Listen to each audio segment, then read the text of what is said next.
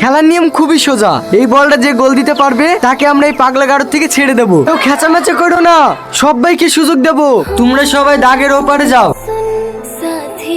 Ready?